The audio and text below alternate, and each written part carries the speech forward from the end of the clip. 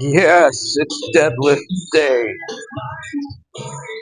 I love deadlift day. And we've also got Psalm 55, which is a really kind of long one.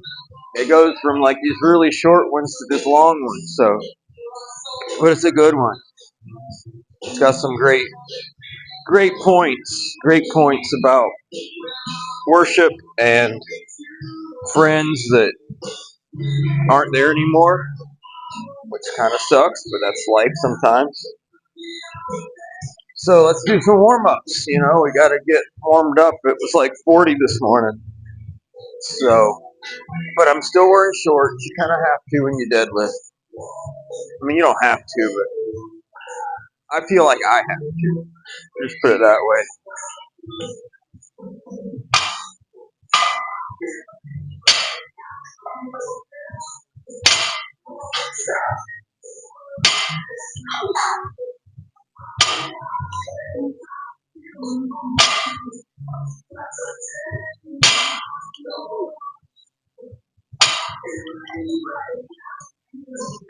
All right.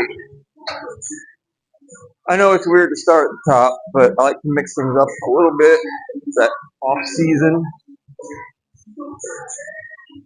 sort of building strengths. I don't know, just figuring out different ways to do the same thing. So, Psalm 55. It is a Psalm of David. It does not have a description of the scenario of what was going on at the time or anything like that. But it's clear from the descriptions that he's giving us in the Psalm that he's dealing with somebody, but we just don't know who. And, friend turned enemy kind of situation. So let's read a few verses and see what's going on here.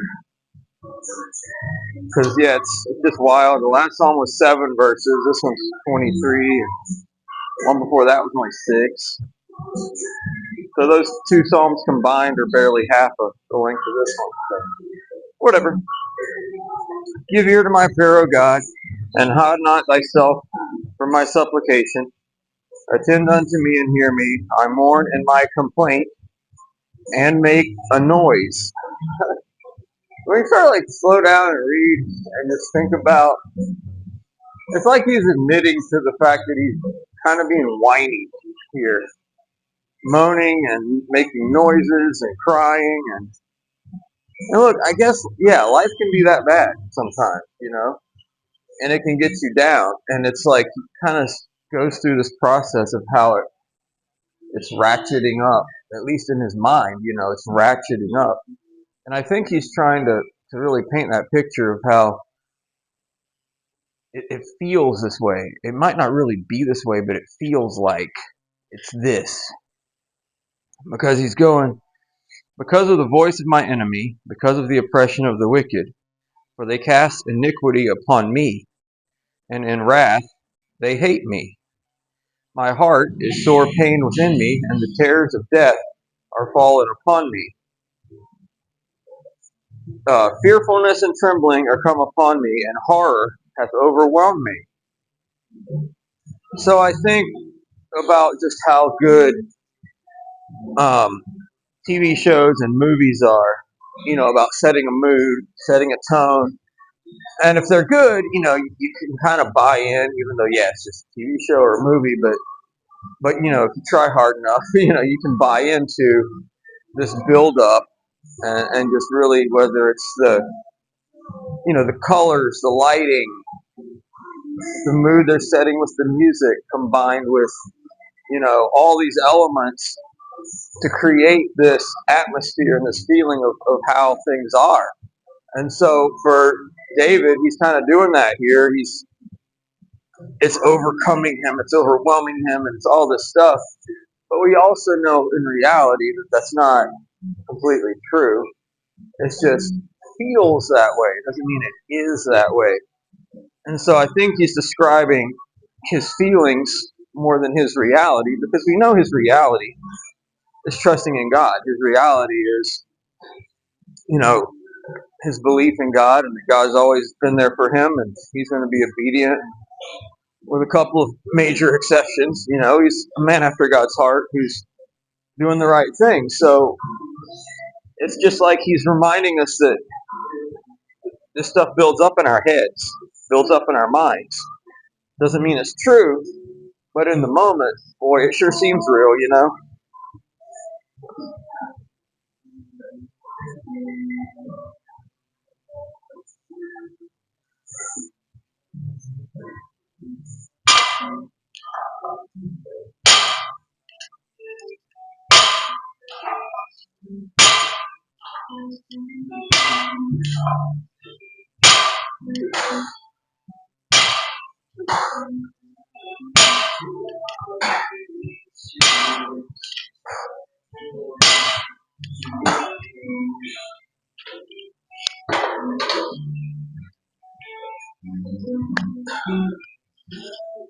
So I guess the obvious question, has that ever happened to you?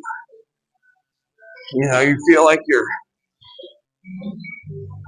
stuck in a situation, there's no way out.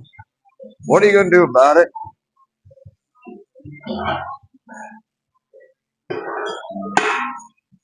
I'd say, for me, the answer, of course, would be yes. I mean, haven't we all?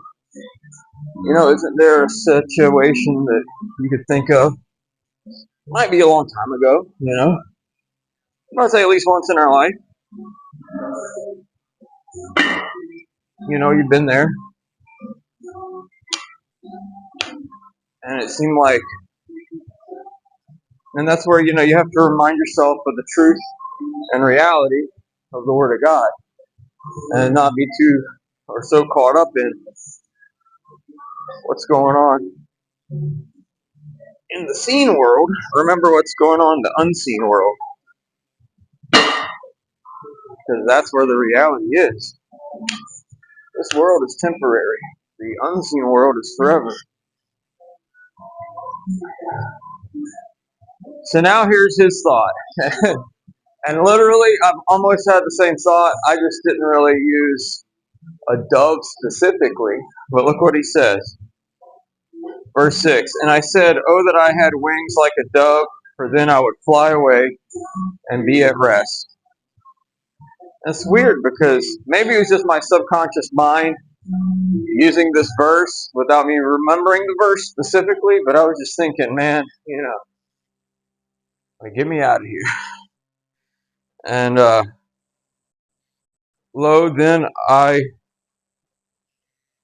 man, it's this King James English, man, come on. Lo, then would I wander far off and remain in the wilderness, Selah. So, I guess he wants you to think about running away from your problems. I don't know. And the tension for me personally in this situation is like, I'm not really a flight person. I'm more of a fight person. But then, you're in some situations where it's hard to figure out what and where the actual fight is, because it's not like a fight situation. It's more figuratively, I guess, and I'm bad at that. I'm good at actual fighting, but when there's just sort of these vague things in life, it's like, well, how do you even fight? What is the fight? Is there really a fight? It's just situations you can't get out of. I would hasten my escape from the windy storm and tempest. Destroy, O Lord, and divide their tongues, for I have seen violence and strife in the city. Day and night they go about it upon the walls thereof.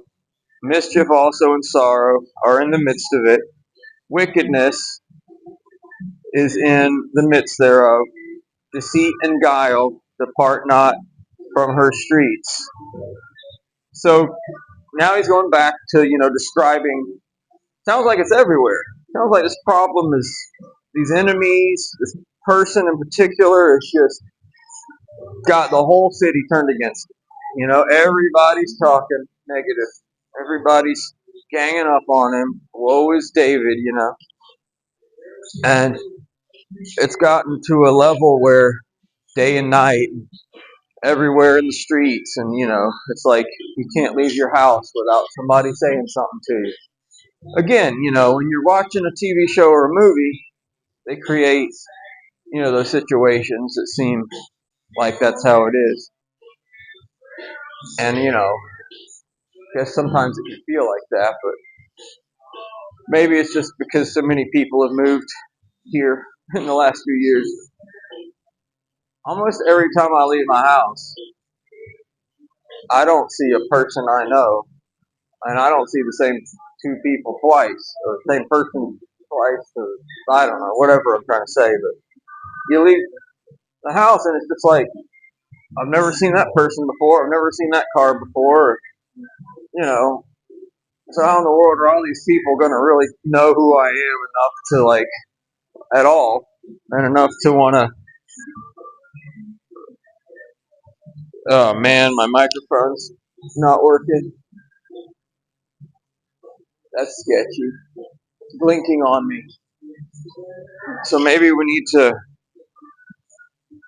do a set and wrap it up, but because it's going to have a weird turn here, and I don't want us to miss it.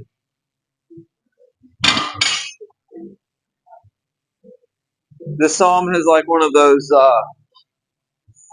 blindsiding type of plot twists to it, just out of nowhere.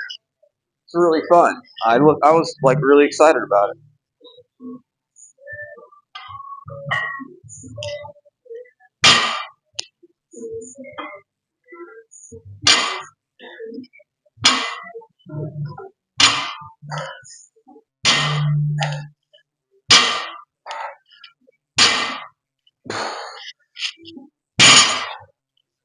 So that's good. I mean, we're almost done. Here's the plot twist. It was not an enemy that reproached me. Then I could have borne it. I could have taken it. Neither was it he that hated me, that magnified himself against me. Then I would have hid myself from him. Like if it's a real enemy, you know how to deal with it. It wasn't the expected, real kind of enemy. It was thou, a man mine equal, my guide, and mine acquaintance. We took sweet counsel together and walked unto the house of God in company. Wow. Like his best friend, his like Bible study partner, his buddy. That's who it was the whole time, doing all this stuff behind his back. So, again, this is not modern Christianity at all. Let death seize upon them and let them go down quickly into hell. Wow, that's harsh, right? But look, it's in the Bible. Figure it out.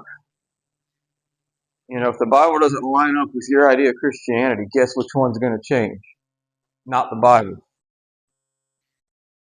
As for me, I will call upon God, and the Lord shall save me. Evening, morning, and noon I will pray and cry aloud, and he shall hear my voice. He has delivered my soul in peace from the battle that was against me, for there were many with me. See, now all of a sudden he realizes, before it was like, woe is me, everyone's ganging up on me. But the truth and the reality is, God is with him, and there's actually a lot of people with him. Don't let the feeling distort reality. He has put forth his hands against such as be at peace with him. He hath broken his covenant. Oops, I missed a verse. God shall hear and afflict them, even he that abideth of old, because they have no changes, therefore they fear not God. So God has put forth his hand against them because they have broken his covenant. So again, you see, it's justified that God's going after these people. It's justified that God's punishing them because they're the ones that broke the covenant. The words of his mouth were smoother than butter, but war was in his heart. His words were softer than oil, yet they were drawn swords. So this guy, obviously, like we've already kind of established, had been creating a scenario for David while he was over here doing something else.